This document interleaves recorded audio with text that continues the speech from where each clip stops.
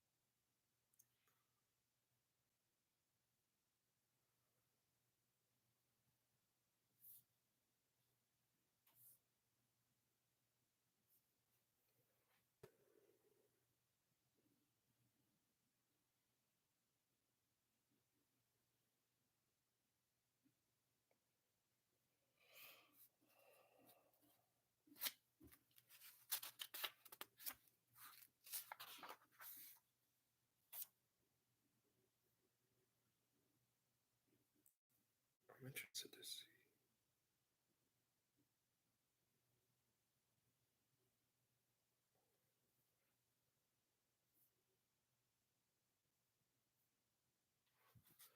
All right, we got two people here. Let's make sure we say hello.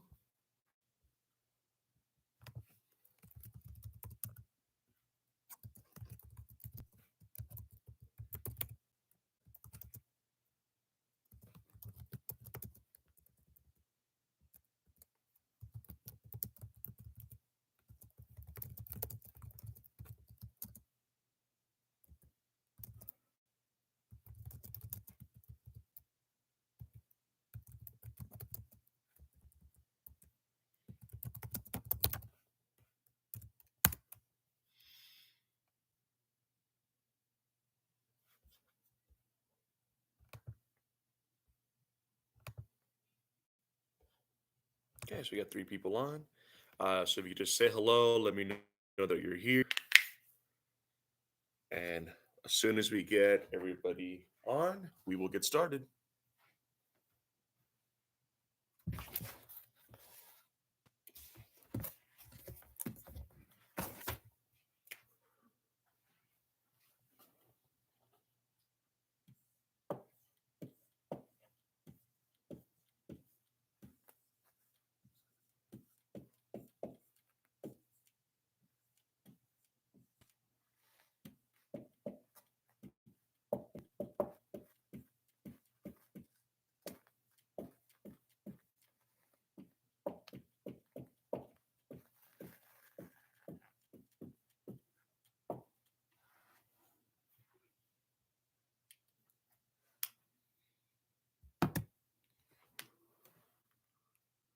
All right, so we got three people on here. So let's see. We should have some more. We should be averaging about 10 people.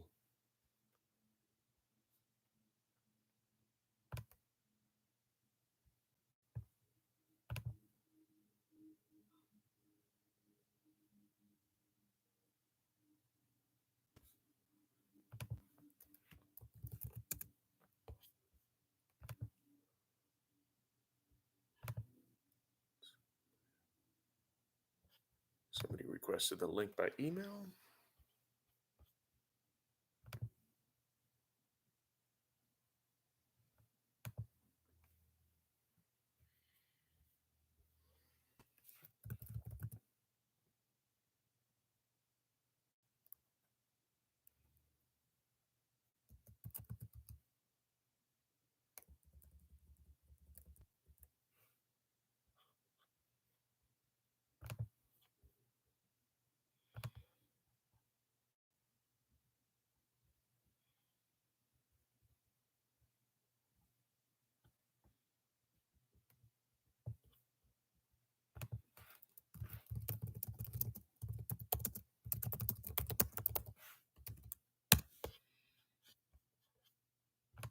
People keep asking to get it by email. So if you're on here, you probably have subscribed. If you haven't subscribed, then I'd recommend doing that. Again, I try to keep everything super simple so everybody can easily join. Even the days that you can't participate a lot, because I understand that during the quarantine, people are still working, things to do at home. That's why I like YouTube. You can keep it in the background. I don't like for it to be treated as a podcast, but I understand that life happens. So if there's some days that you're participating mostly as a podcast, that's better than not. I do upload these videos to the website. I still need to upload the videos from yesterday. There were two separate videos, but it's better to get it in that moment.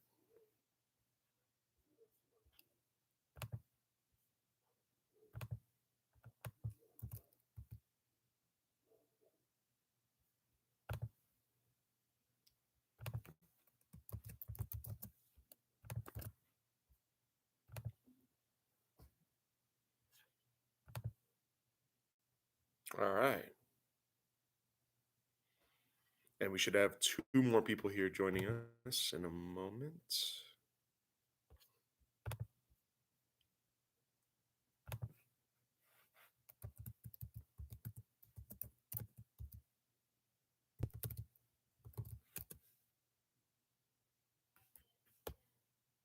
Yeah, how about just switching Maria?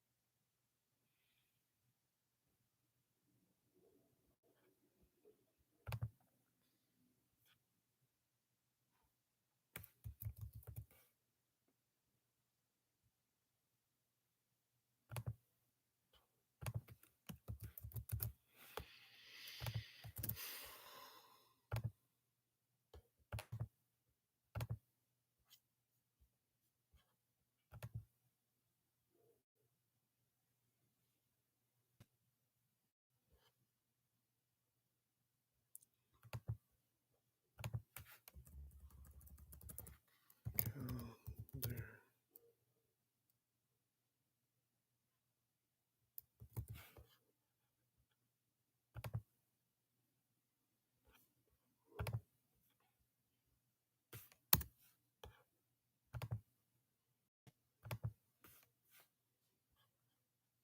Okay, so let's see what we got on now. All right, so we have on six.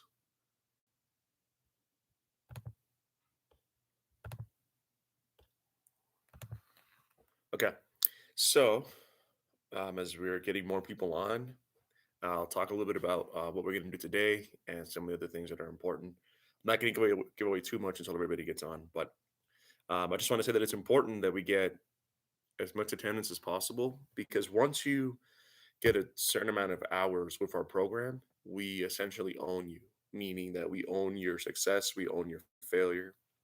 And obviously, if you're not in class, you're probably not going to be testing. And that reflects on us. That's another reason why we're really big on participation. We're really big on attendance because that is what correlates to the program being funded. There are other programs that do this. We are the largest, but we take that accountability very seriously. The goal is for everybody to take the test and pass. So that's why we're always big on attendance, making sure that the people that have been participating take the test and move on to bigger and better things.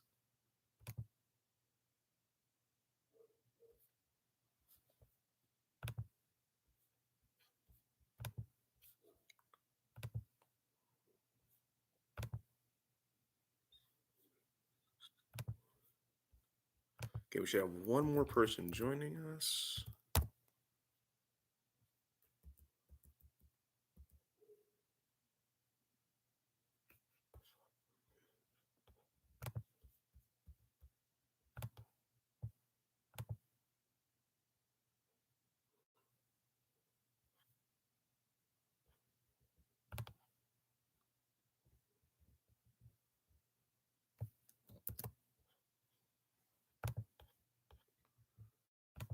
Send out that email.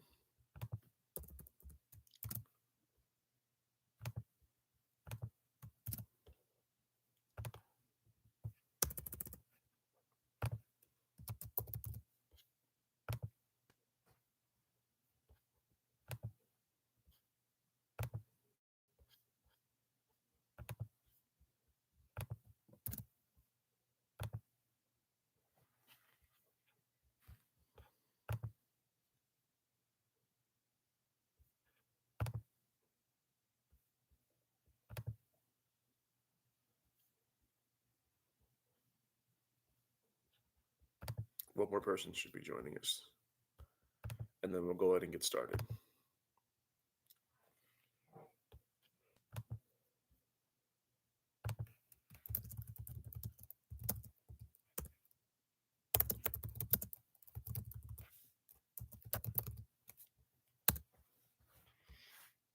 Okay. All right. So we'll go ahead and get started.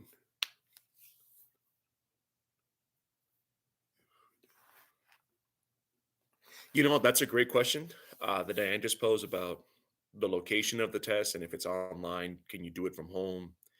That's going to be a better question for Michael because as the advisor for the class, the navigator, that's what he correlates. And the whole state right now is in phase one. I know that for the elementary school and the middle school that I teach at, they're barely allowing teachers to get back on campus, and students are still not getting back their personal property. So I would talk to him because exceptions are made and the information is changing on an everyday basis.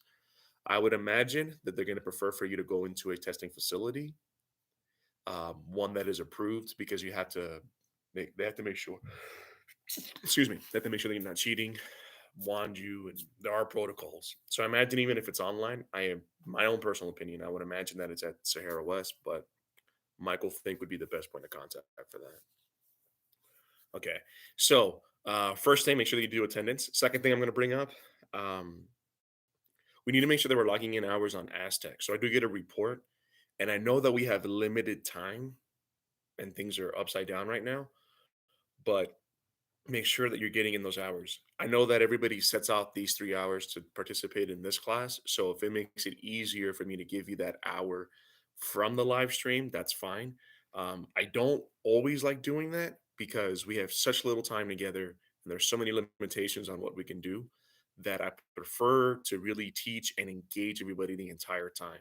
Um, I don't like doing pre-recorded videos and things like that because you miss those teaching moments and it doesn't show me what you know directly, right? When you guys are walking me through a math problem, I can see the way you conceptualize the problem.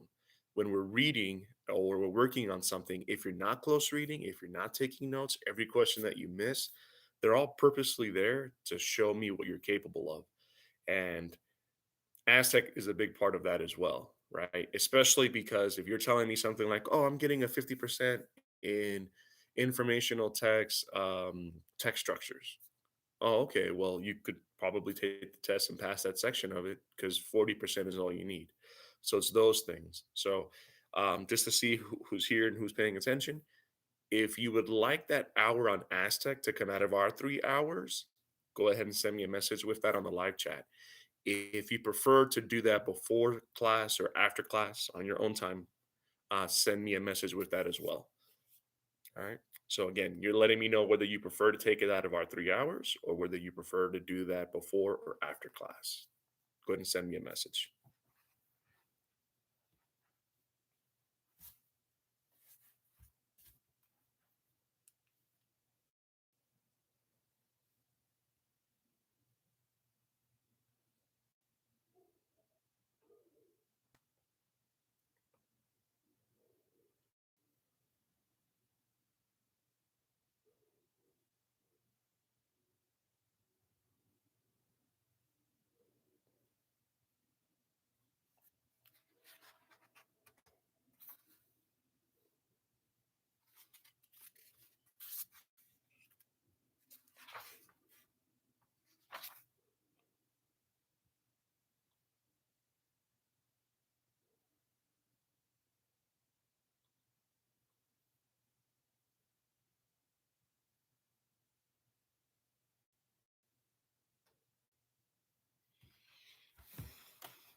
Oh, so I haven't heard from anybody.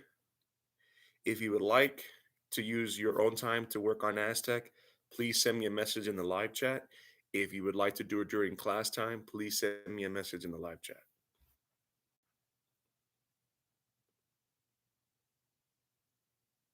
Okay.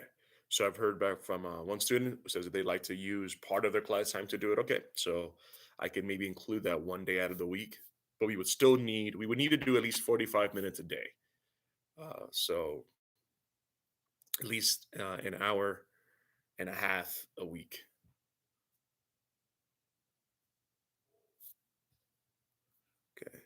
Still haven't heard from Alma. Still haven't heard from Diane.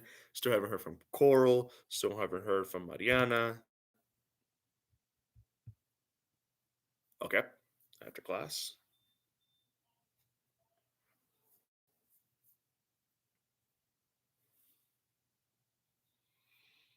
Okay. Still haven't heard from Coral, Andre.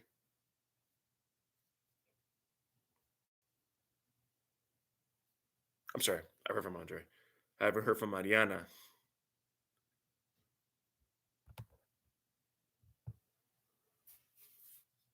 or Alma. Okay. And if I could just hear from Alma.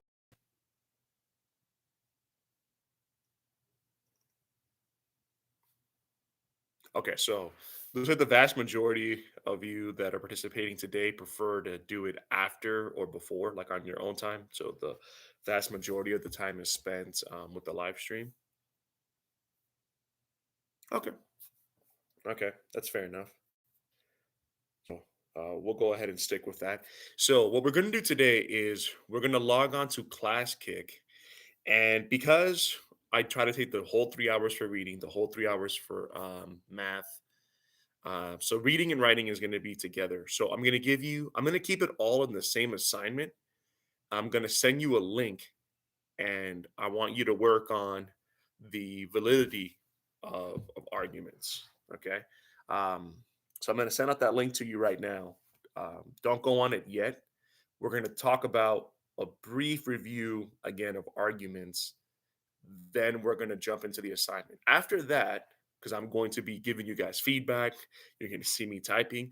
I will also allow you to join the conference call if you prefer that, because I know some people rather talk it out. The benefit, though, in not talking it out and using ClassKick is that it forces you to write. Okay. It forces you to type, it forces you to use technology.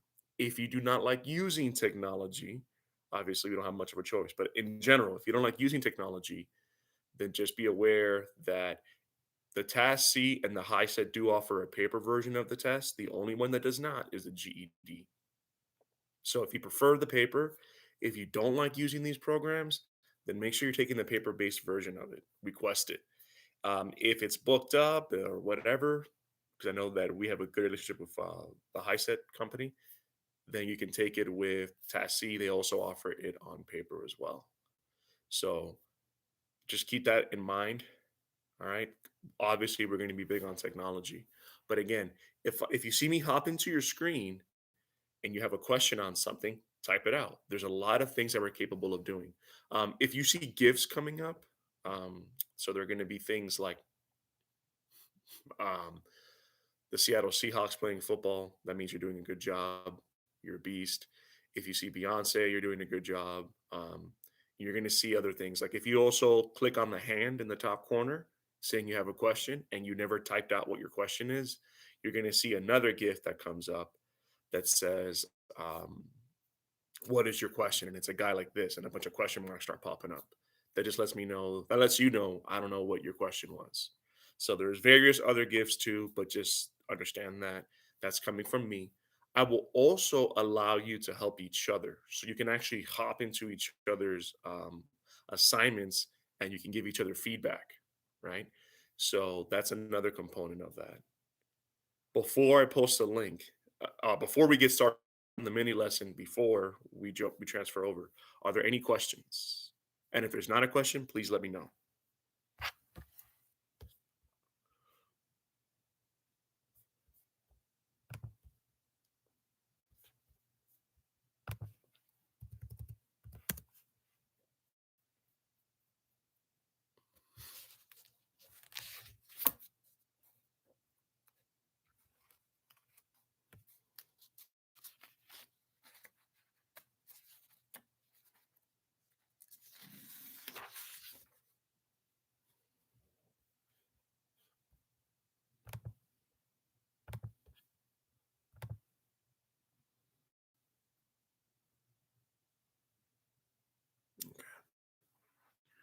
Looks like some people are using more than one system.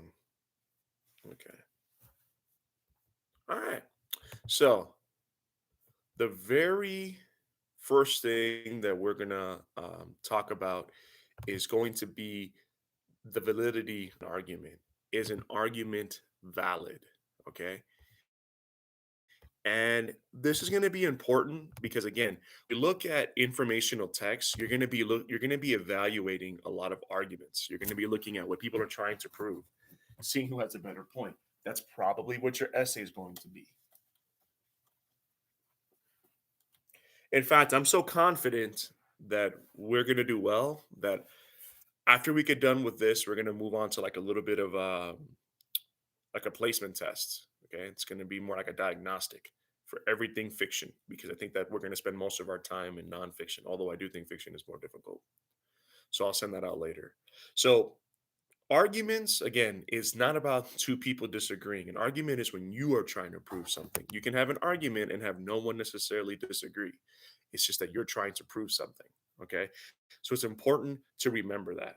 So in the live chat, I want you to send me what makes a strong argument. Okay. Send me what makes a strong argument where your argument is justified, and then send me what makes a weak argument where what you're trying to prove comes off as an excuse or a poorly defended argument. All right. So send me all the things that make an argument strong, valid, and justified, and the things that make an argument very weak, almost like an excuse to believe something. All right. Go ahead and send me that in the live chat.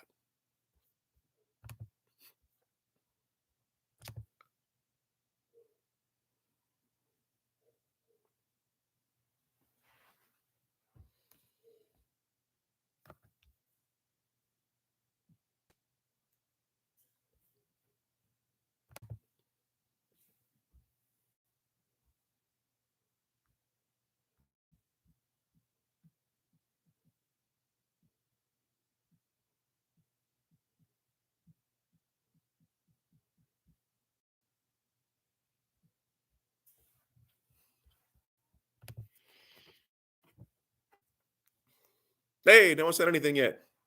So still need to hear from Alma, Andre, Diane, Mariana. Um, what else is on here? Yeah. What makes a good argument? What makes a weak argument?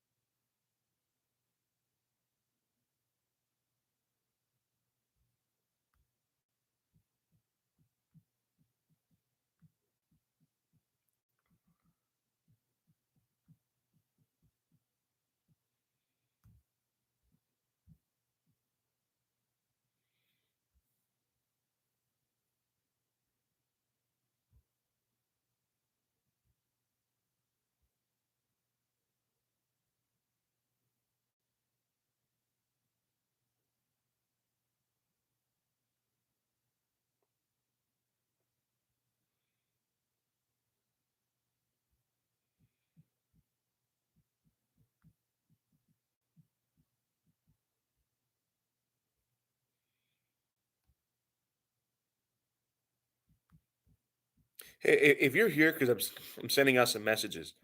I only know that you're here when you participate. So the YouTube analytics is a little delayed. So I know 9 people are on, but I have no idea necessarily who those 9 people are. And when I go to participants, it doesn't give me everybody.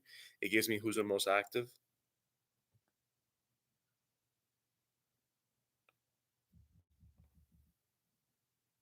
So that's why I'm always asking people to respond. Okay, good. So someone said a strong argument is supported. Okay, what do we use, or what? So, what kind of support does a strong argument have? Because this is going to be the vast majority of the nonfiction informational text portion of the reading test. What does it have? Okay, someone said logical support. We're going in the right direction. But sometimes just because something is logical does not necessarily mean that your argument is strong, right? I'll give you an example. Like even when it comes to cases of self-defense, right? There's a case where somebody ends up getting pushed. They produce a weapon and defend themselves with the weapon. Well, that might sound logical. Oh, this person was being assaulted. They decided to defend themselves. But In that situation, you could say things like, well, you could have walked away. You were in a bad area. We had no business being there. So just because something is logical does not necessarily make it a strong argument. There's one thing that is going to make an argument strong, and it starts with an E. We talked about this a couple of days ago.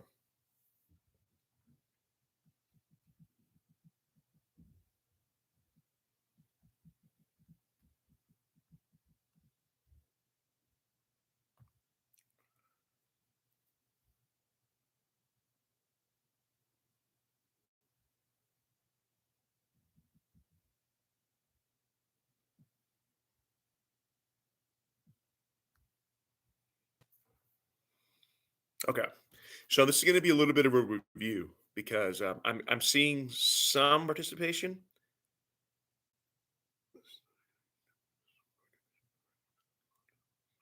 Okay, still haven't heard from Andre, um, but I've heard from almost everybody else. Okay, so this is going to be important, and this is going to be something that extends even outside of the world of school, right?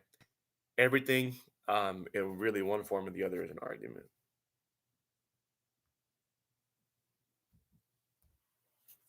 So, an argument is when you're trying to prove something. So, there's going to be a scale, right?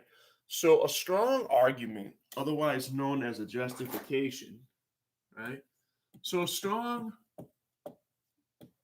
argument, okay, needs evidence. All right, that's the word I was looking for. Evidence needs to come in a couple of different forms. So, it needs to come in the form of data, right? Studies. Okay. So, if you can prove your case for something and it's happened over and over and over again, then you have a strong argument. I'll give you an example. Okay. This is going to be an example that's a little bit more scientific, but I know it's something everyone here is going to care about. In South Korea, they were reporting that people who had the coronavirus and recovered still had the virus and that the body had not eliminated it. And there was a lot of speculation about how this is because this was like breaking everything we understand, destroying everything we understand about how viruses work, right? If you're exposed to a virus and your body ends up recovering from the virus, then you would have immunity forever from that virus. This is a gross, high level overview of what a virus does to the body.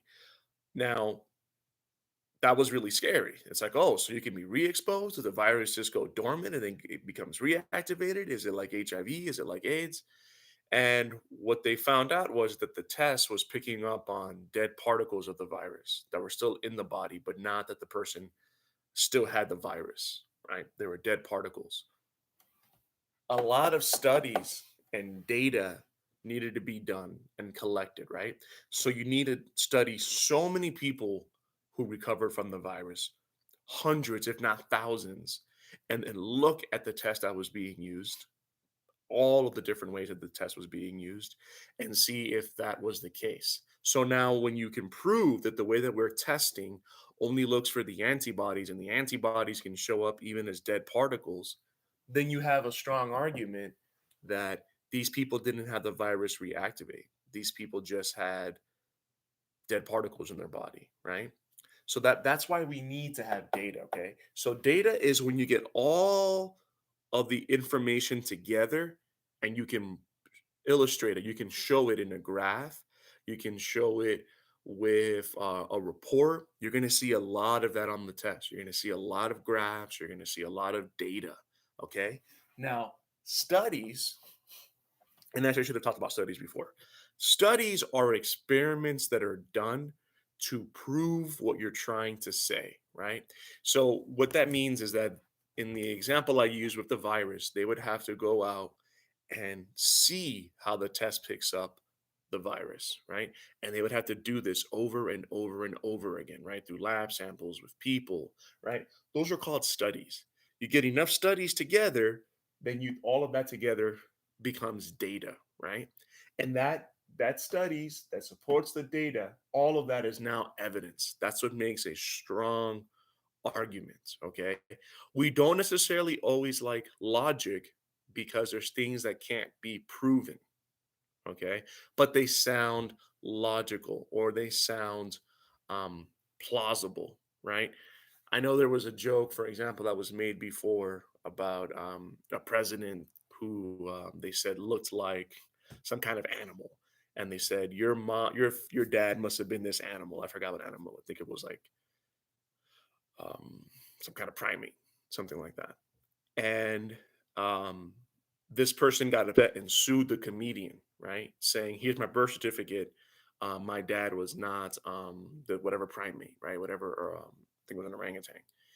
And the case was dismissed because there's no way to logically prove that this person's mother has never been with, never been or never married an animal.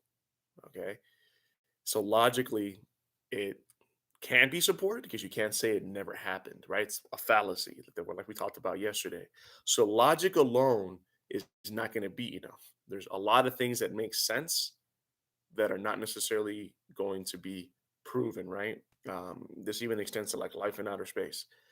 People could say that with the number of planets and stars and planets in the habitable zone of those stars, there has to be life. Well, that's a logical thing to say. It's a logical argument, but there is no definitive proof yet that we have discovered life, right? So when you start moving away from this, you start moving to faulty logic, right? You start moving towards faulty logic, right? And you start moving towards weak arguments. So, weak arguments alone have one off stories, right? Otherwise known as anecdotes, right? So, you have one off stories and you only appeal to logic, okay?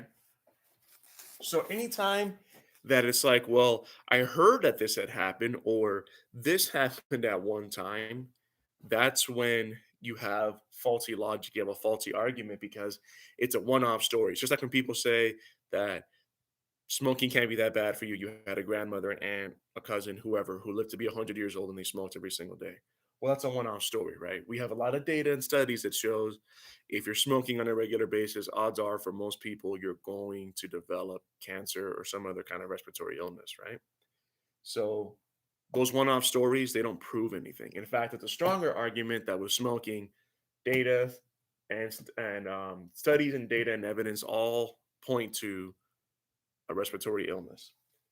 If it's only logical, right? Meaning that you can only say, wouldn't this make sense? Right? Like, for example, some people will say that about insurance. Well, wouldn't it make sense if you pay for car insurance and an accident doesn't happen, you should get that money back? Well, that's not necessarily true because when you're paying for the car insurance, you're not giving the company enough money to be able to cover everything on your policy. That's the law. They have to be able to pay out every part of your policy. Even with what's going on right now, all these life insurance companies that are having now a lot of their clients unfortunately pass away, I'm sure a lot sooner than expected, they have to pay that out. And that's paid out by other people who are paying premiums and are young and are healthy. That's how they spread the risk.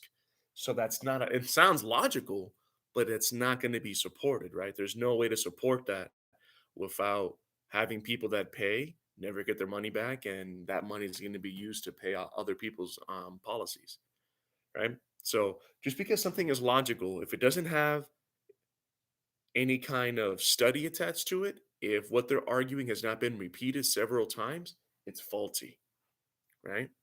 So again, I want you to send me in the live chat, and if not, we're gonna go to conference calls because I feel like I'm talking to myself. I'm not saying anything in the live chat. Send me a message. What is the difference between a strong argument and a faulty argument?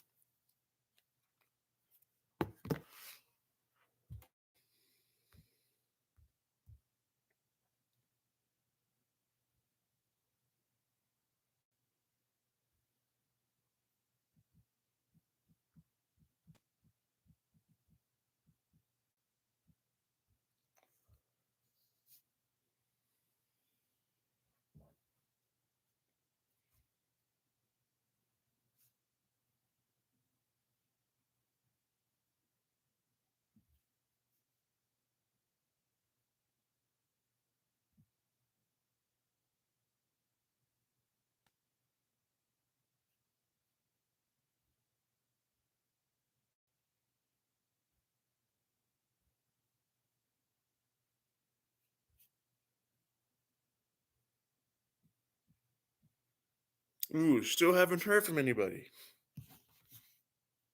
I'm trying to get more students on.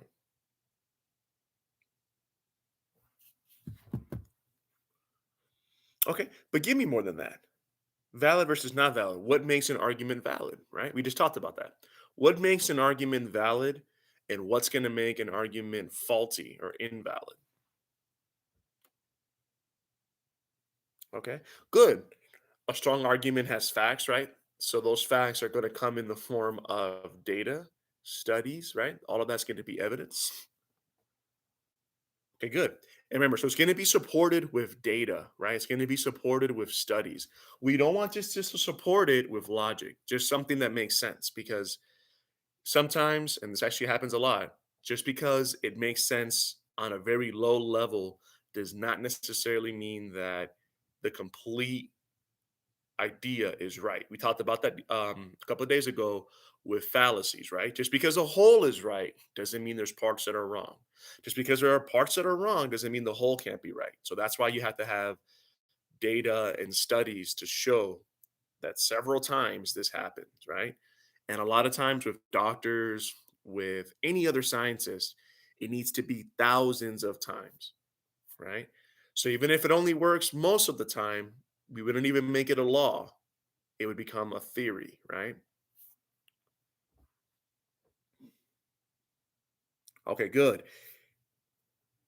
So just remember that true evidence, again, is something that can be proven and can be replicated, right?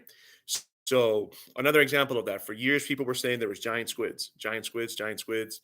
And in the scientific community, there was a lot of debate about whether in the ocean they could support a giant squid. Well, when their bodies started washing up and we started getting videos, that's when we knew we had enough evidence, right? We had data, we had studies that showed that these creatures are real, right? Some of them can be as big as a school bus. In fact, I'll send an image of that.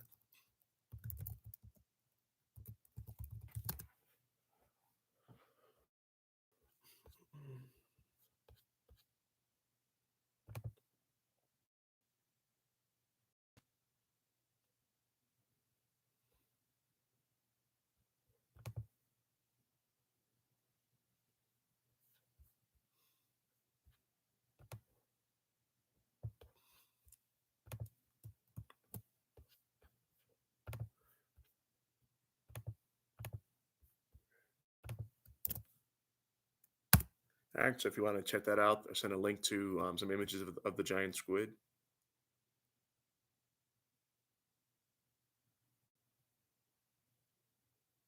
Correct. Okay, good. So I like the definition one of the students gave. A strong argument is valid because supported with evidence. Again, remember, evidence is data, studies.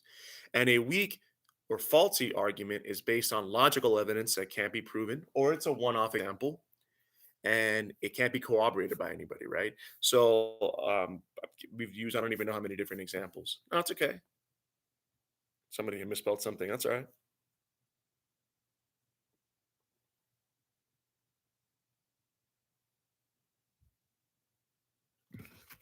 Okay, so okay.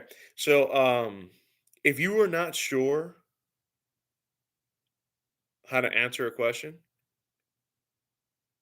and you're lost, let me know either where you're lost at or the last thing that you understood. Again, this is going to be incredibly important in the test. And outside of the test, right here, right now, there's going to be a lot of arguing, a lot of arguments about whether jobs should be coming back. There's reports saying that 46% of jobs are not coming back because of this whole situation. And there's going to be a lot of arguments that we don't need to be going to work or that we don't need to be at work every single day. There's going to be a lot of studies, a lot of data, right?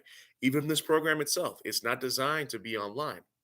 There's going to be a lot of arguments presented about whether we should just stay online all day or whether we should only come into the school 1 or 2 days out of the week, right? So understanding this and what makes something valid beyond just the test, this is how you get promoted at work, right? This is how you become successful and you get all the other things that you want when you know how to present something, right? Even companies are not going to throw money behind something unless you have data and studies to show that's going to be a good idea.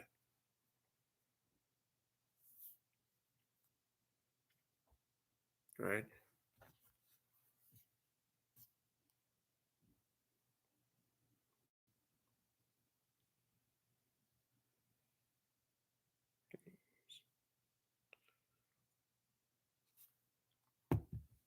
Okay, so Coral, if you're there, send a message so that way I can record it here in the live chat, even just saying you're here.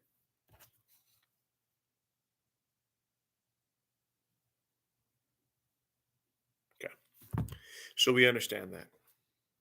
So what we're gonna do now? All right, okay. So now I know you're here. So does everybody else. So what we're gonna do now? I'm gonna send you a link, and you're going to be reading a short passage of the voting system in the U.S. Then you're going to answer 4 questions. Okay.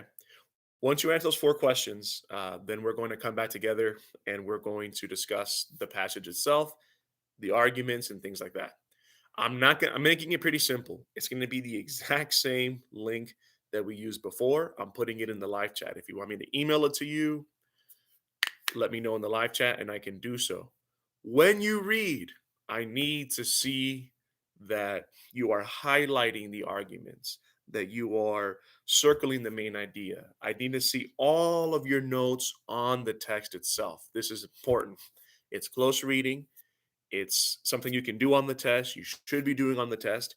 If you cannot write on the test for whatever reason, if that there's going to be graphs and things like that, they may not let you take notes on, do it on a separate sheet of paper. It's a misnomer that you're able to pass, that you don't need paper for a reading test. That's a misnomer, right? That's not a good idea. You do need paper. Okay.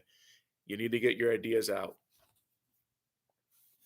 I'm going to send the link.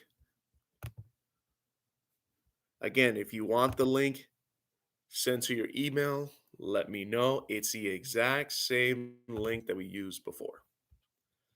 We're just going to a different page on it.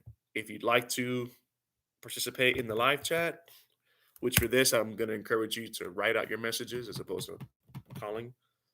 I can put that up, or you can send me a message letting me know you want to do that. So go ahead and click on that, and we're going to be in the new assignments. You're going to see some pages being added. I enjoy as we learn and I see what people need. I enjoy continuously updating, changing the assignments so that it stays rigorous.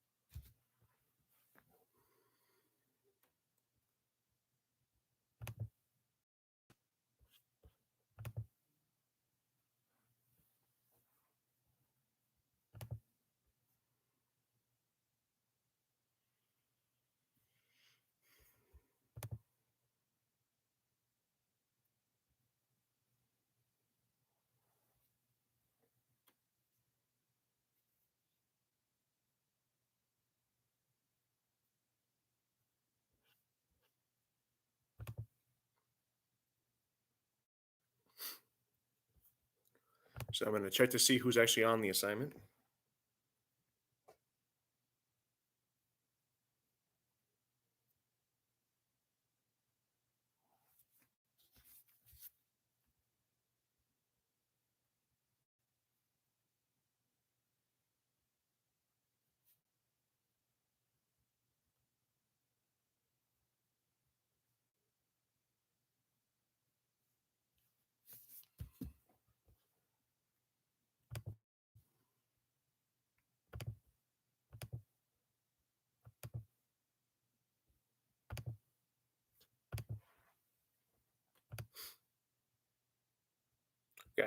So I see some people are still on page one. We did page one a couple of days ago. Now we're on page two. I just want you to complete page two. Give everybody a chance to log on there.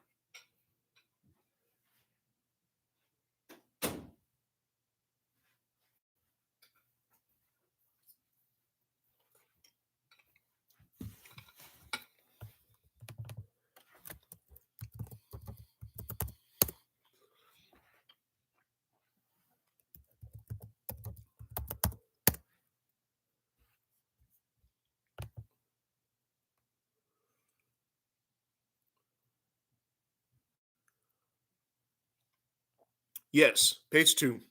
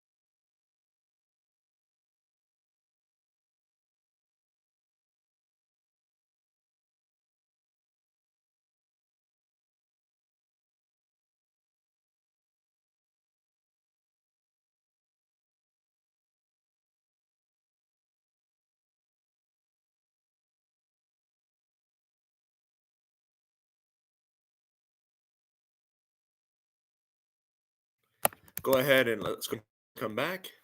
Send me a message in the live chat to let me know you're here. We're going to read and go over the text.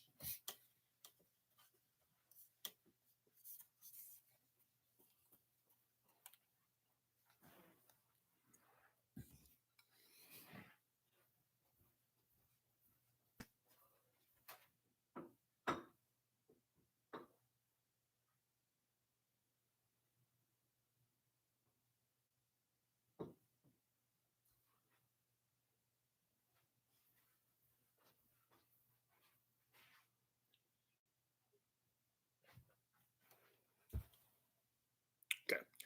So Coral's here. Let me get everybody else here.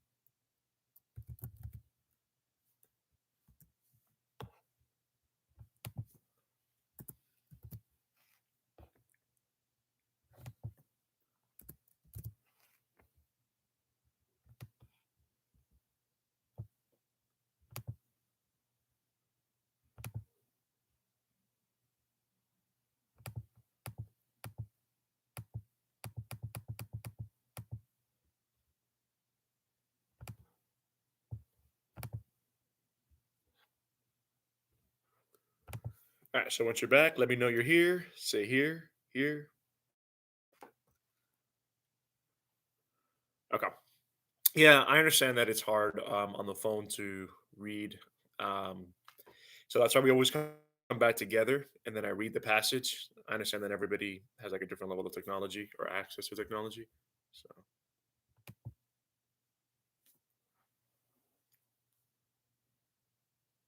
oh, if you wanted to join the conference call, I'm sorry. I wasn't sure if anybody wanted to. I can call so that you can join. That way, if in case you have questions, we can do that.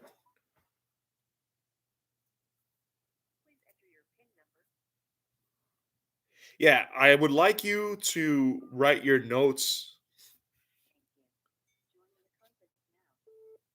Okay, so I'm on the conference call. I would like you to use your notes more than the conference call, but if you have questions you want to ask directly, you can definitely use the conference call.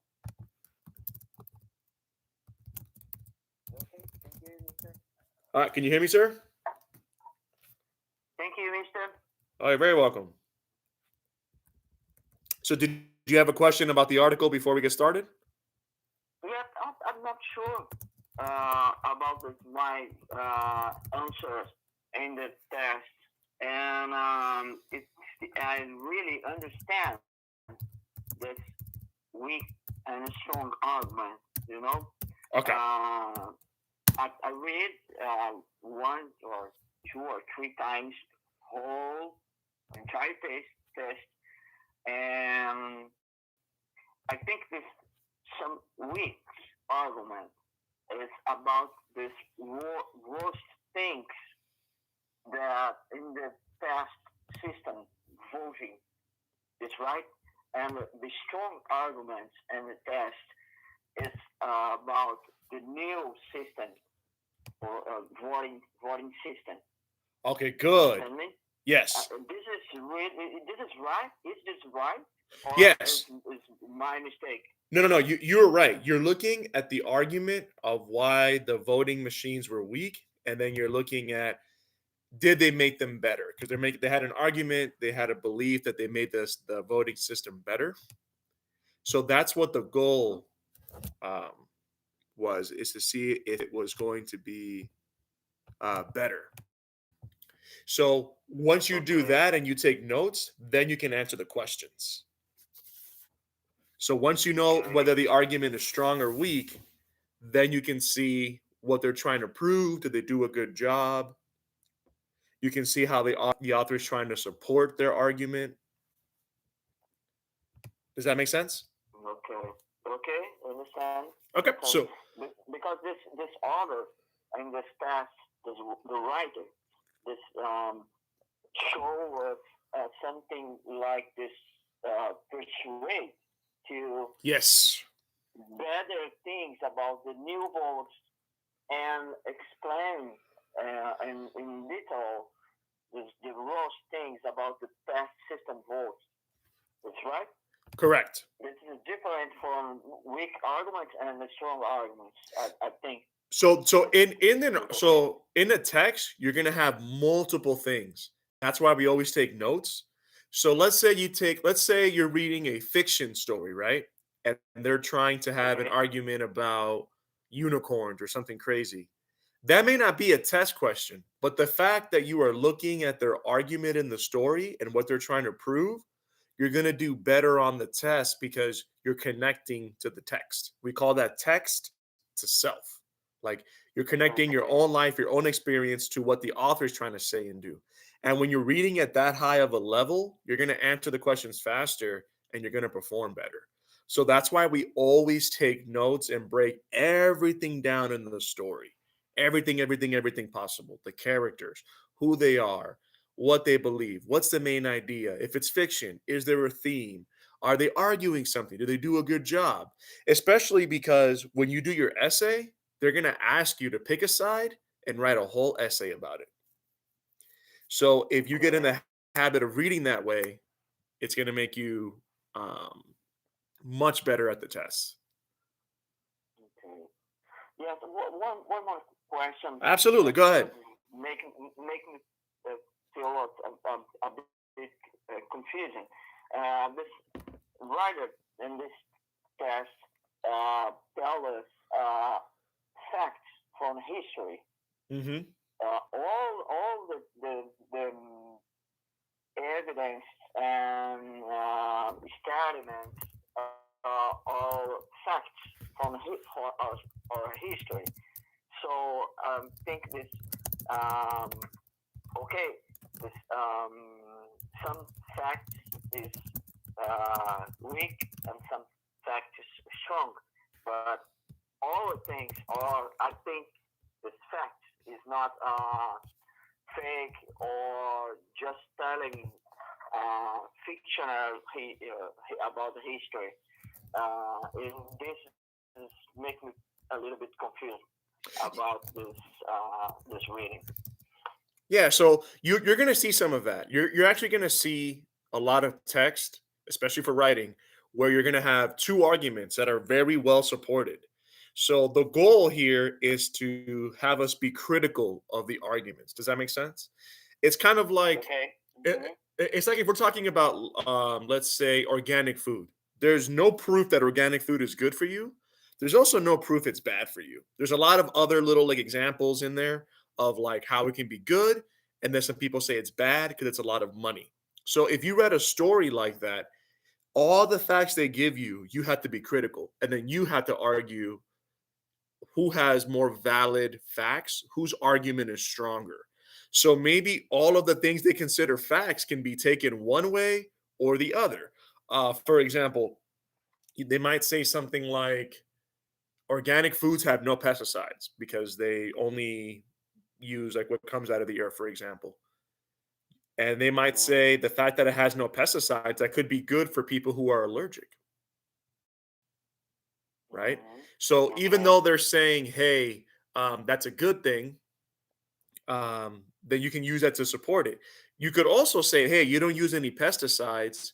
So that means that it has to be really expensive because you're going to lose a lot of your crops to insects and all the other things that eat the crops, right?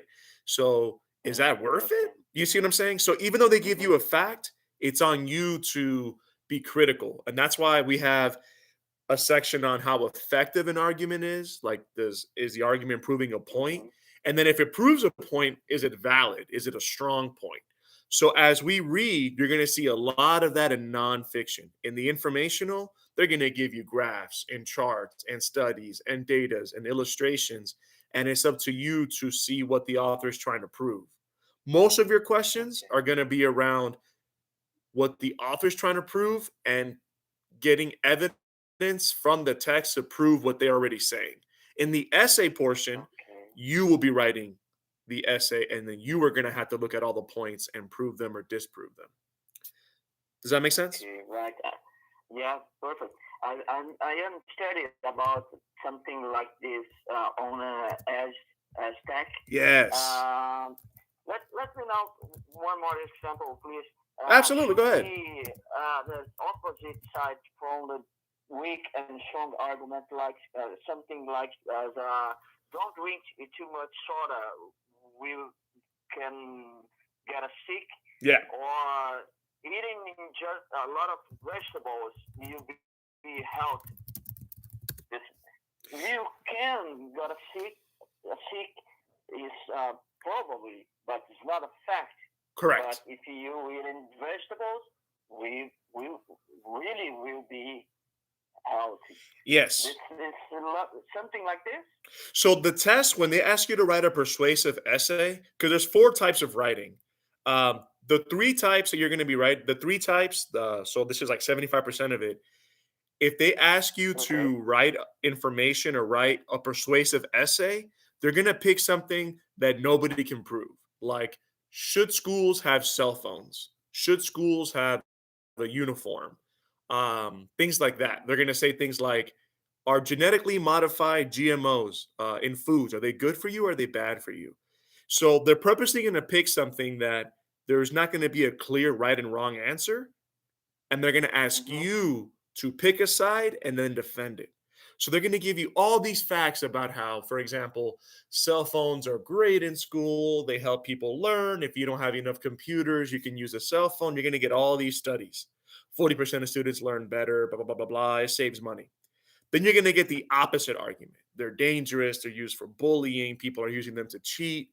Then it's going to say, please write an essay defending whether we should or should not have essay or cell phones in school.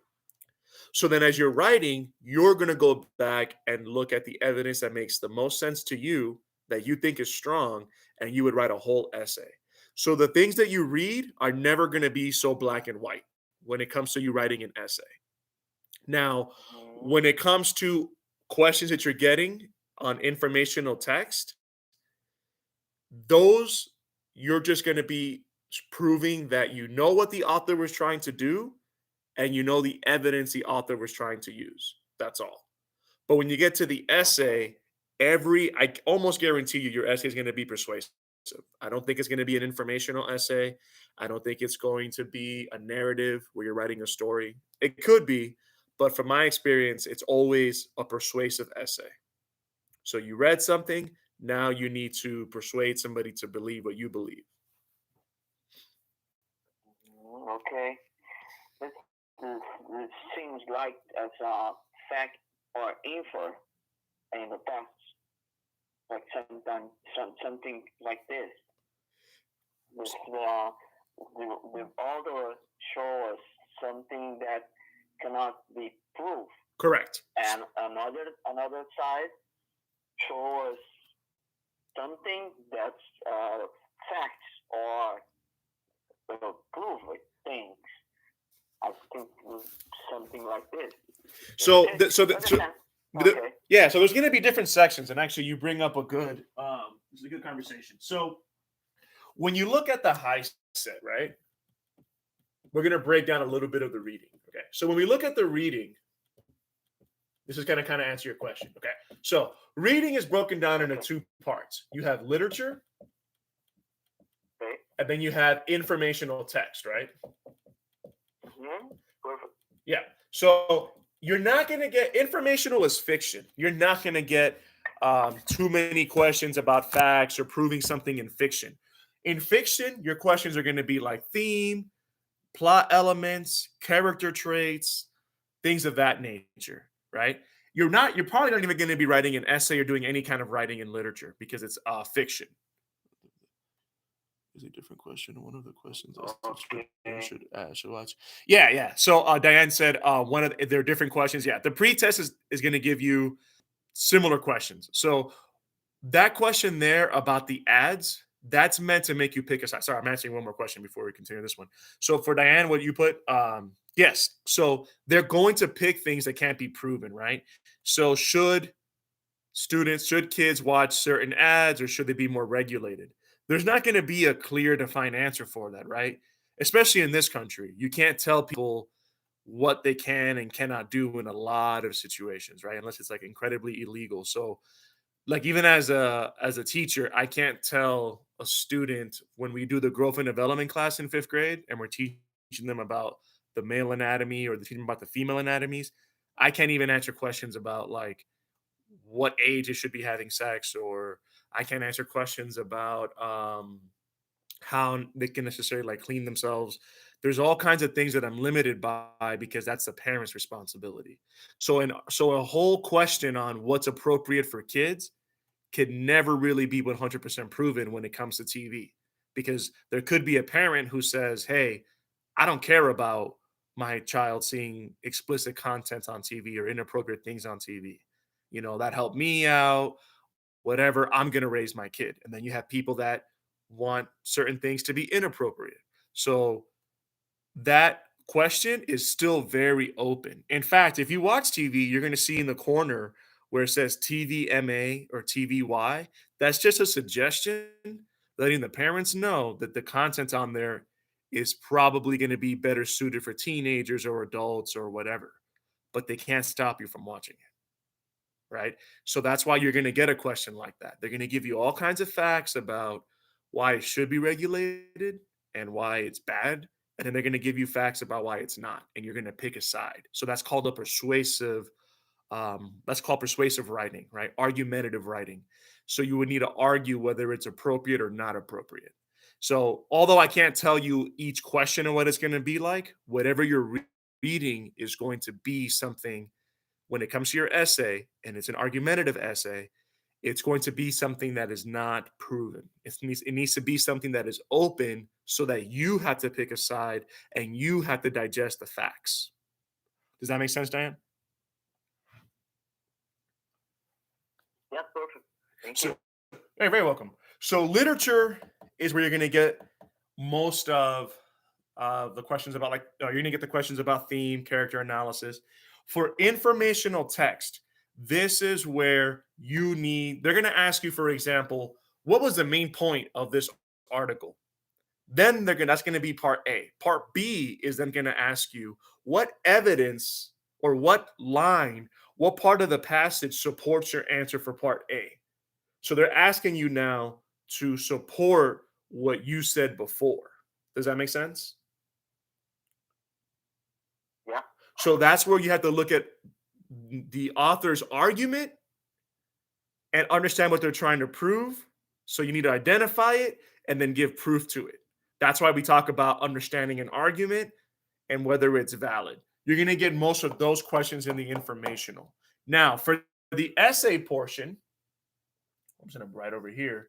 For the essay portion, there's 4 types of writing, right? So you're going to have informational. You will be looking at valid arguments there. Either you're going to be describing something, informing somebody of something, you're going to have that, right? You're going to have persuasive writing. This is probably what you're going to be writing about. And then you have something else that they call like descriptive writing. It's pretty much all of these are pretty much going to be the same, right? Or otherwise known as expository writing, right? In expository writing, again, you're looking at arguments, whether they're valid, and you're going to have to prove something. Like they're going to give you, for example, like, here is how something gets recycled. Then they're going to ask you to write an essay on the steps of recycling or something like that. That could be expository, right? All of these are going to be centered around arguments and proving things and logic and facts and figures. Informational, persuasive, descriptive, expository, right? Those 3 different terms, but essentially they're the same thing, right? The only one, that's going to be dramatically different is going to be narrative writing. In narrative writing, you're going to be writing a story. No arguments, nothing to prove. It's going to be following the elements of a plot. And I'm going to put that on a pretest tomorrow to see how much, not the pretest, I'm going to put that on the diagnostic to see how much you guys understand the elements of a story. Okay. but that's the only one that's not going to be centered around some kind of an argument, some kind of informational component. Questions about that?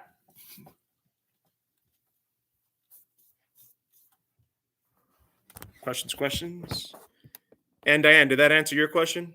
Because remember that when you take the actual test, there's going to be a whole bunch of questions you may get for your essay.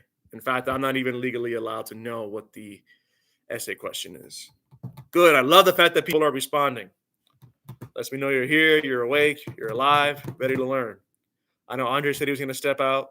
Still haven't heard from Diane, Alma, Coral.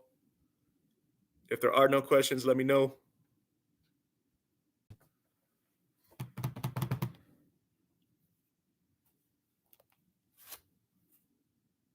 No questions, no questions. No. Alma, where you at? I know you're around here. Don't be scared.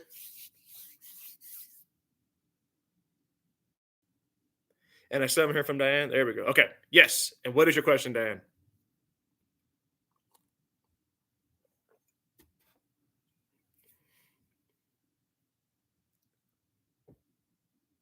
Oh, okay. Were you saying yes to what I said earlier? Okay. If you did have a question, just go ahead and let me know. So now what we're going to do, I'm going to read from the text. I'm going to read the actual text.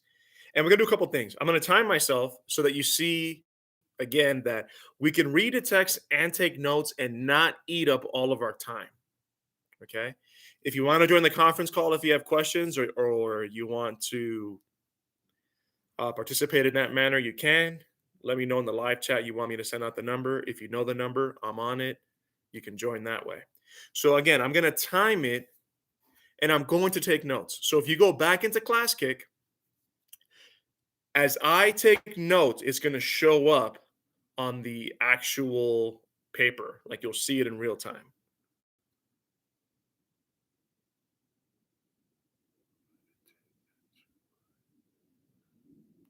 No, I don't have a question, but it did answer. Okay. I know what you mean by my things earlier. My question earlier. Okay. So again, I know some of you guys are using a cell phone. If you just want to listen in, that's fine. If you're able to open that other window, go to Class Kick, you'll see me taking notes there. So I'm going to be starting the timer so that you see that we can effectively do both. All right. So there's my timer. And I'm starting it now. Voting systems in the US. The large scale adoption in 1996 of a direct recording electronic voting was proclaimed as the beginning of an era of superior voting technology.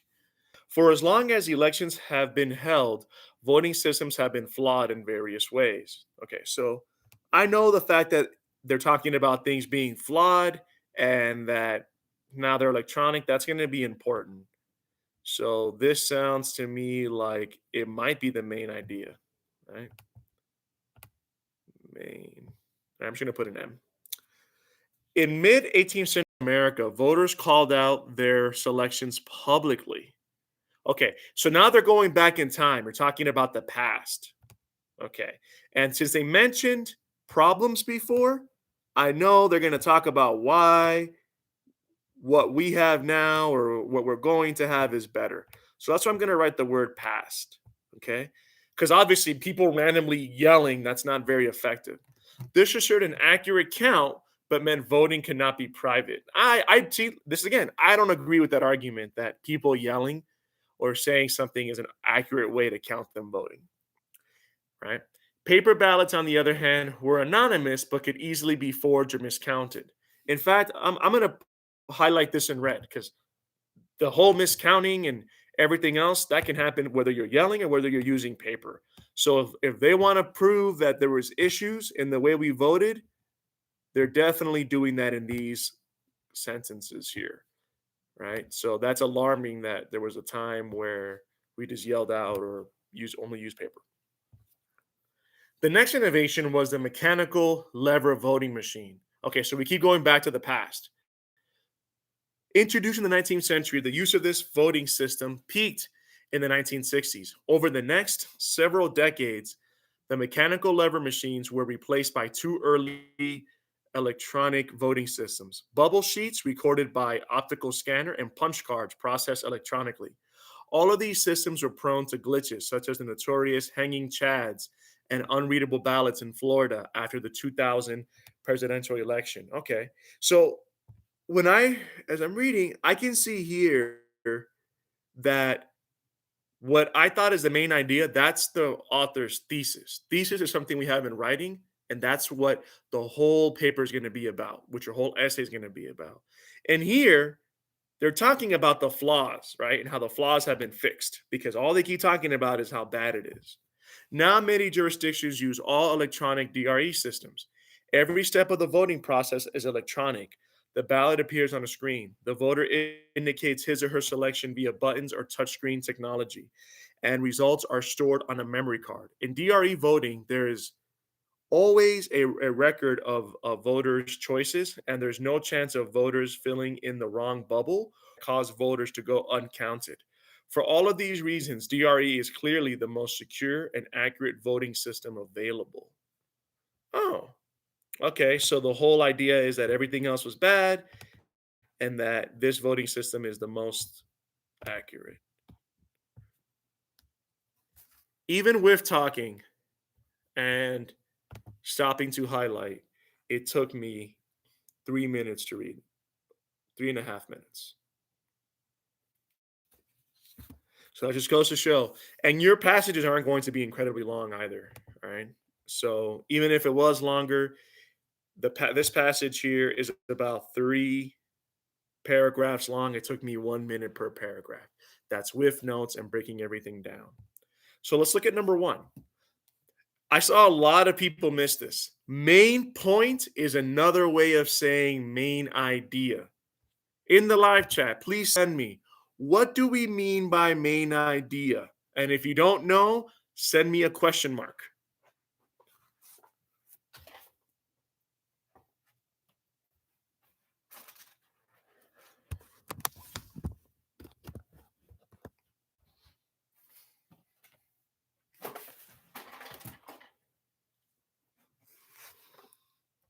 What is meant by main idea? This is a standard in reading for both informational or nonfiction text and literature, otherwise known as fiction text. What do we mean by main idea? Send me in the live chat. What is main idea? If you don't know, send me a question mark.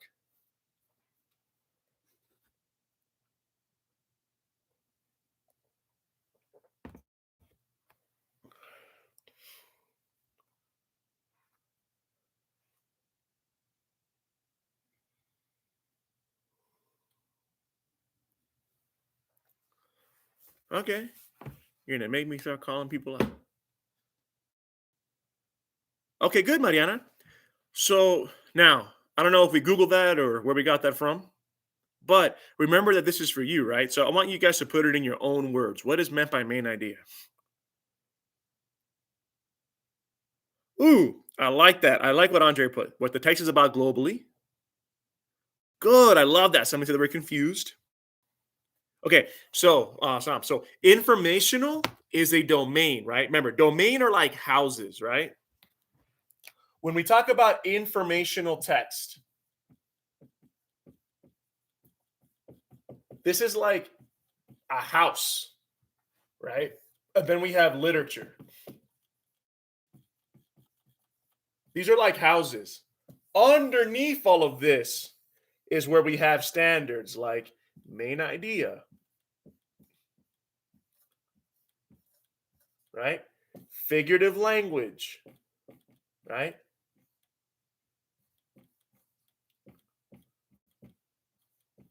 Okay, etc.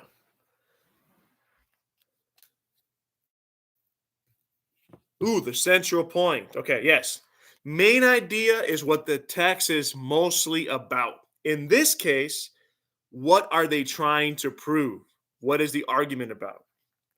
All right. I'll use the same example I talked about with Batman and with the Flash. The main idea of Batman and the Flash, they're superheroes who fight crime. That's the main idea. That's what the story's mostly about. So, what is this text mostly about? How the voting systems were bad, and then now they've become better.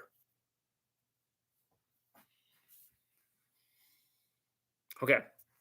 Ooh, and somebody's saying informational text. Now, main idea, we talked about houses, right? Main idea is a standard for informational text. Oh, this is not the marker I like. So I want to get a marker that's a little darker.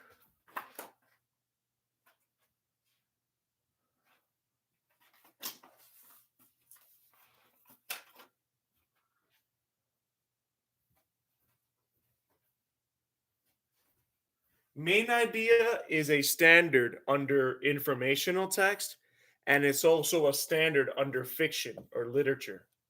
Main idea exists in both. Fiction stories have a main idea. Informational stories or nonfiction stories, they also have a main idea. Main idea exists in both. The one that does not exist in both is theme. The theme, the lesson, the message of a story, according to every school district, theme or the lesson, the message, what they're trying to teach you, only exists in fiction stories. Main idea, though, exists in both. Main idea is for informational or nonfiction, and it's also for literature, otherwise known as fiction. It exists in both places. Both places.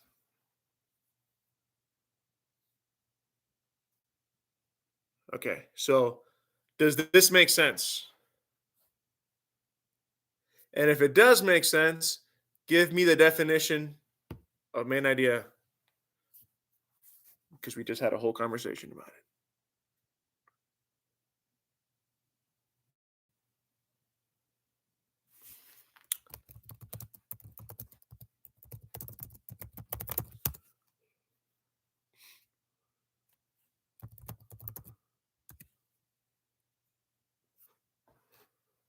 Okay, that's a great question. Okay, now in my opinion, which nobody cares, I'm just a dude from the Bronx, but there is theme, in my opinion, in nonfiction text. But as an institution, whether it's college, high school, middle school, elementary, they do not recognize that informational text should have a lesson or a point. Because literature follows certain elements, and we're going to talk about that because I think that's going to be beneficial. Because literature follows certain elements, there has to be a point because there's four ways that a story can have a problem. Okay. You have man versus man, where it's two people fighting. You have man versus nature, which is a human being versus like a tornado, a tsunami. Um, you have man versus society, which is like when people are fighting the government. And then you have man versus self, which is when a person is fighting themselves in their head, right? Out of those conflicts, we're supposed to learn something. In this country, that's the way we look at it. That's why we have a theme. There's supposed to be a lesson, right? It's like the boy who cried wolf, right? The boy, there was a sheep herder who was bored, tired of the sheep. He says to everybody else in the village, there's a wolf, there's a wolf, there's a wolf. The villagers show up, there's no wolf. The boy laughs. Does it again, there's a wolf, there's a wolf, there's a wolf, right? You probably have heard that story. They show up, there's no wolf. Wolf shows up in real life. He calls for help. Nobody listens, and the boy dies. What does that teach you? What's the theme? Don't lie. So, any fiction story is supposed to have a theme or a lesson. For informational, they don't believe there should be a theme or a lesson because it's supposed to be just facts. It shouldn't be teaching you how to live your life. There shouldn't be a lesson there that's supposed to apply to like you being a better person. But because of the conflict and the way we tell stories here, everything is supposed to teach you something. There's supposed to be a point. It's like with movies, right? There's supposed to be a message. Makes sense. It's important that we get down to that because they will try to throw you off in informational. They're going to start asking you about a theme. There's no theme in informational. All right. So, I got it. question, sir? No, thank you. I got it. Okay. Yeah, So, the thank you. main point of the passage is C.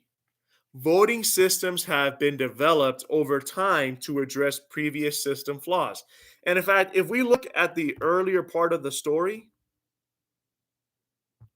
I even put a box around that, right? That was the main idea that now we have superior voting technology, right? And that for as long as we've been having elections, the systems we used before then were really flawed. They were bad, right? So number one should have been C. Questions about that? If there are no I'm questions, sorry. Can you repeat that, please? Is what? Which letter? C as in Charlie. C. C. Oh, Hmm. okay. Hmm. That's okay. That's my right answer. Yes. It's just because in the past have uh, worrying about the security system and flaws and one voting system with failures Correct. across the history. The past voting system Yep. this is not secure. Correct. Okay, okay, thank you. No, you're very welcome. Yeah, and that's what they were trying to say is how it evolved, right? Good. Questions about number one? No, no. Still haven't heard from Coral. Still haven't heard from Mariana, Alma.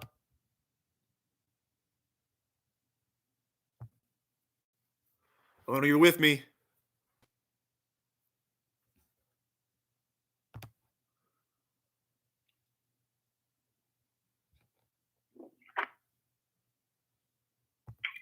Okay, thank you. All right, moving on.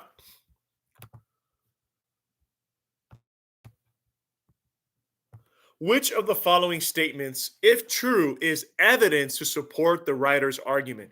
And so one of you had reached out to me and said, "Oh, I got one answer wrong and it threw off everything else."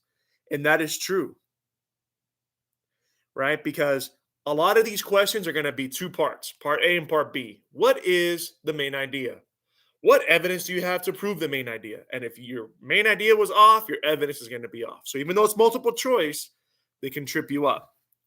Now, the argument the author is trying to prove here is that voting systems have gotten better with time. Okay, that's what they're trying to prove. So, which piece of evidence is going to be the best at supporting that would be B, that DRE voting avoids some problems associated with other voting systems. And the author talked about that, how people were just screaming at one time or writing it on paper and how bad all of that was. And that even when they had the paper ones that were scanned by a machine, it was an issue, just like it was in the 2000 US presidential election, the hanging chads. That was like controversial. This is why Bush got elected. So number two would be B. Questions. Questions, questions. I love that. I'm a first up to say no. Questions, questions, questions. I want you guys to sleep on me. I'm a very jealous teacher. I want all your attention.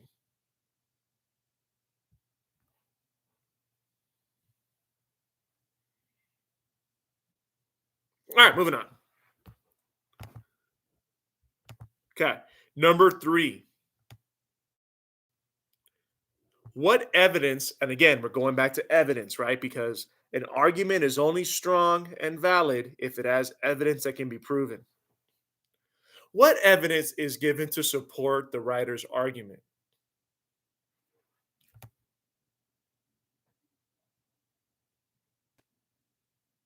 So we know the author's trying to prove that the voting systems got better with time. They started off and they were very, very flawed. All right. So let's look at some of the options here. In the mid 18th century, public votes were popular. That has nothing to do with what the author's trying to prove. It's not about popularity, it's about effectiveness. How good were the voting systems? Or C, punch card voting involves electronic processing. Both of these should have been easily eliminated. Nothing to do with how effective they are, right? That's just a fact, but that's not supporting anything. So you should have been between A and B. All right. So let's look at B. Mechanical lever voting machines were replaced by other mechanical voting devices. That has, again, pretty much nothing to do with anything. Just because you replace the mechanical levers with some other kind of mechanical voting, that doesn't mean the system's better. The author's trying to prove that the system got better.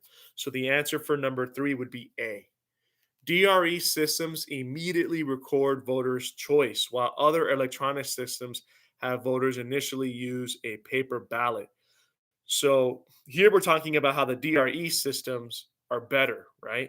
Because they record your choice while other systems use a paper ballot, right? So the electronic system records it immediately instead of waiting on a piece of paper. And he or she even said that this was bad. It caused hanging chads, and that made the 2000 U.S. presidential election very controversial, right? Questions about that? Number three was A. Questions, No question. questions. No, no questions. Any questions? Miss Sam, Diane, Coral, Mariana, Alma. No questions, no questions, no questions. I'd like to know that you're still here with me. All right. And number four.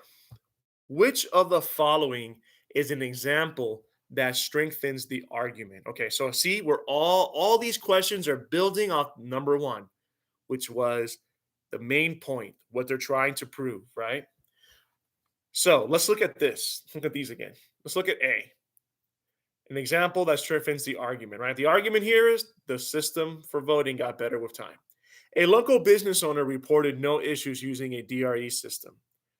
So here we know the examples are not going to be examples directly from the text. They're hypothetical examples to see if we understood what the argument is and we can understand how to support the argument with an example, right? So a local business owner reporting no issues using a DRE system, well, that's not really what the whole story is about. It's really about saying everything else was bad and that this system has now become the best, right? DRE voting became popular as a result of the 2000 election glitches. Well, that could be true, right? So I would maybe say B could be a possibility, right? But again, we want to get down to the heart of what was the main point, which is that it got better with time. So B, if you put B, I wouldn't be mad at you, but it's not going to be B. In 2018, some DRE voters reported difficulty marking their votes accurately due to the DRE interface or hardware. Well, that's not going to be helpful because the author's trying to say that the DRE system is the best and the most up to date. So, talking about problems, that's not going to be something that's going to support the argument. So, C is definitely not going to be it. So, A and C definitely out. Audits of elections that use DRE demonstrate this system is more accurate than paper ballots. So that gets directly down to what the argument in this passage is, that the system is better than the paper ballots. So number four, the answer would be D.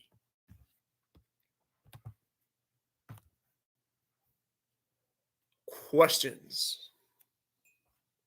Not? That's perfect. No question. Awesome. All right. So uh, we're going to be moving on. When we come back to reading, we're going to be moving on to, we talked about the effectiveness of an argument, the validity of an argument. Then we're going to look at texts that are related by a topic, right? You're going to see a lot of that.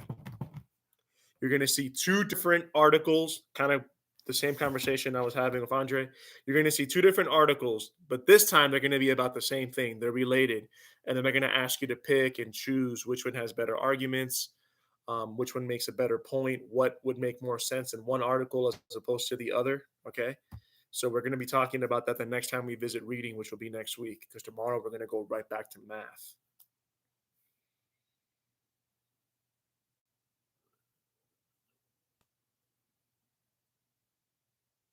Okay, so somebody said that the main idea was hard. Just remember, the main idea is what the story is mostly about. Okay, for informational text, they are usually gonna be proving something. Okay, and it's normally going to be found in the beginning, right? Not the first paragraph, but just in the beginning, because it needs to be in what's known as a thesis. Right, the thesis is what your whole essay is going to be about.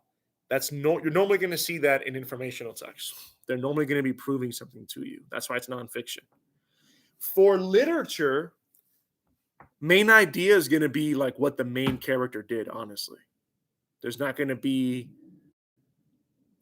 any kind of proof or anything like that. Even historical fiction, which is supposed to be something that could have happened but did not, the main idea is still going to be what the main character does, right? So just think about that difference between the two. Informational, the main idea is normally going to be what they're trying to prove, their argument. In fiction, it's going to be whatever the main character is doing. And I know a lot of us had a problem with that. So I'm going to have us take a like a placement test this week, tomorrow, actually, sorry. And I'm going to put in a lot of questions about fiction because if we're struggling with main idea, then that could come into play a little bit more in fiction than nonfiction because if we understand the way a story is told in fiction, we can see what is mostly going on because you know what to look for. So that might actually help you understand it more in informational, where it's like, this is the steps to recycling. Very welcome. All right, we got about a minute left. Any last minute burning questions before I let everybody go? Okay. So you will notice that I uploaded additional questions. Um, that's like those questions may also appear on the test tomorrow. Those questions are to see what we understand about fiction. So if you'd like to answer those before the test, you can. But those are going to be what I'm going to use to look at what we're going to cover in the fiction text. So if you want to get started on that, you can. It's the same link. One way or the other, those questions will appear again. So it's not going to hurt. So if there are no other questions, enjoy your Wednesday, and I will see you guys tomorrow at 9 o'clock, barring anything coming up. Okay. All right. Thank you, Mr. Marlon. You're very welcome. All right, guys. See you tomorrow. Enjoy your Yeah. day. See you tomorrow. Bye. You are currently the only Have a great day.